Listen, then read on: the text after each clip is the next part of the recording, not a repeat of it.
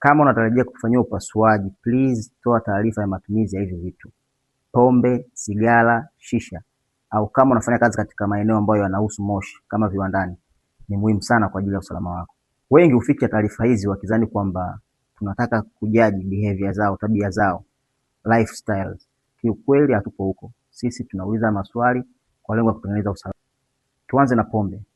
Matumizi ya kiasi kikubwa au matumizi ya mara kwa mara ya pombe hupelekea riski kubwa ya kupoteza damu wakati wa upasuaji wako. Kitendo cha kupoteza damu nyingi wakati wa upasuaji si kitendo salama na ni hatari na pengine inaweza kupelekea kifo. Pombe huathiri ufanyaji kazi wa ini. Dawa za anesthesia zinategemea ufanisi mzuri wa ini ili ziweze kuchakata dawa vizuri. Kuchakatwa kwa dawa vizuri zitapelekea mwitikio mzuri wa hizo dawa na kile kitu ambacho tunakitegemea.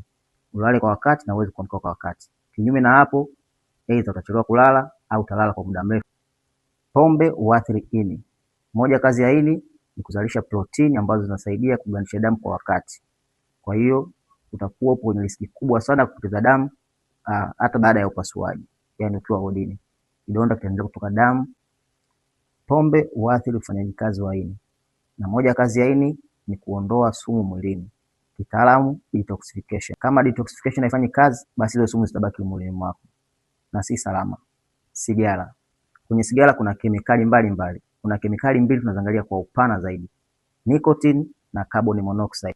Nicotine yenyewe inaweza kuongezea mapigo yako ya moyo, pia inaweza kuongeza shinikizo lako la damu. Wakati wa upasuaji vitu vyake vihitaji vitokee. Unahitaji shinikizo lako la damu liwe kawaida, mapigo yako ya moyo yaendelee kuwa kawaida. Nicotine husababisha mishipa ya damu kubana. Hivyo sasa huchangia hata kidonda kuchelewa kupona baada ya upasuaji. Adui mwingine kwenye sigara anaitwa carbon monoxide. Kwenye damu kuna kitu kinaitwa hemoglobin. Yenyewe kazi yake ni kubeba oxygen kupeleka sehemu mbalimbali za mwili, ikiwemo kidonda chako ili kiweze kupona kwa wakati. Uwepo kwa carbon monoxide inapelekea kuzuia kiwango cha oxygen kubeba vizuri kwenye damu kiweze kufika huko. Kwa kidonda chako kinakuwa kwenye riski ya kupata infection. Carbon monoxide huongeza hatari kubwa sana kwa magonjwa ya moyo na magonjwa ya mapafu pia. Hatutaki kabisa kumsikia eneo hili. Unapotupa taarifa ya matumizi ya hivi vitu, unatupa nafasi nzuri sana ya kukuandalia huduma bora. Lengo ni kuhakikisha usalama wako uko vizuri. Uingie kwenye chumba cha upasuaji, utoke salama na uende wodini na uruhusiwe kwa wakati ili ukaendelee kujenga taifa. Na usishangae kitaalamu kaambiwa pumzika baada ya wiki kadhaa, baada ya siku kadhaa ndio uje tufanye upasuaji. Maana yake hali yako si nzuri, tunatengeneza mazingira mazuri.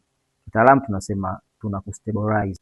Please endelea kukaa nasi, tufollow Usingizi Salama. Tutakupa elimu nyingi kuhusu masuala ya ganzi na usingizi.